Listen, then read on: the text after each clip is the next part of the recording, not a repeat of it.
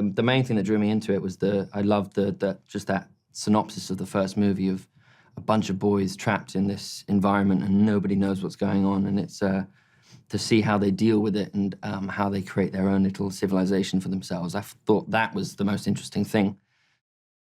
These people are really passionate and also really good, and also young and kind of and loose and happy and willing to have fun, and that's important as well, I think.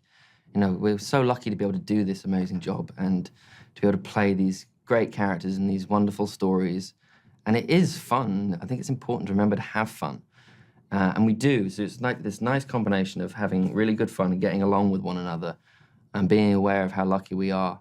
At the same time, when it comes to knuckling down, we all are very professional and take things very seriously. We're all very aware that we're in this kind of special moment. We're all roughly around the same age as well, so we've done a lot of growing up over the years together as well, which has been really nice. It was really cool, actually. It's got such a beautiful landscape, South Africa, and it really lends itself perfectly for making movies. It can look like loads of, as does New Mexico. You know, it's perfect for making things look like a whole bunch of different stuff. It could look like you're on another planet, or it can look like you're in the future, or you're in the past, and also South Africa's you know, fairly new to the film industry. Now there's an awful lot of people going there and making movies. So the crew there are also really very enthusiastic. We had a great crew working with us, which makes such a difference. It rubs off on you if people are passionate about a piece. That, you know, works its way down throughout the whole crew and cast. Dylan is a very good mover, and Dylan likes to dance when he's kind of happy, as does Dexter. Dexter's a kind of professional dancer. And again, that's kind of contagious. If someone's just kind of having a little boogie, then you boogie along. They're his. They're very much his. And I'm so glad that he got to do all three as well, because it gives some type of continuity to the whole thing as a piece, and it gives a full storyline arc, and it gives a kind of similar mood across the whole board.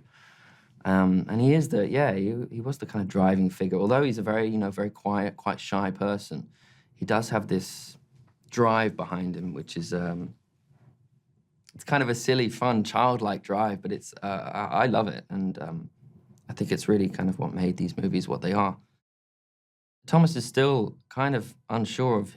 He makes decisions, but it's very much spur of the moment. He lives very close to the edge, and Newt's that person that will kind of step in with encouragement, or you know, have some type of opposing view and just make sure that the whole picture's been taken into account properly before a spur-of-the-moment decision is made.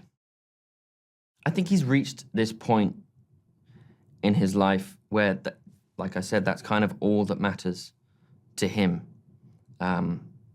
is his friends and his family that he has got to know.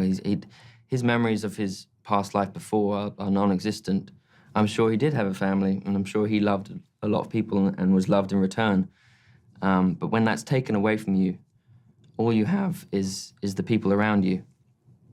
And I think that's kind of grown and grown and grown and grown throughout the three movies, and he's reached a point where, yeah, that's kind of all that really matters to him, is being around the people whom he loves and cares very much about, and fighting with them and for them, and essentially for the world as well.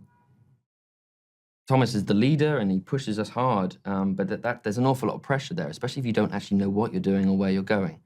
So Newt's kind of the person that he'd have a little chat with or rely on to give him a little boost, to give him a push, to keep him going.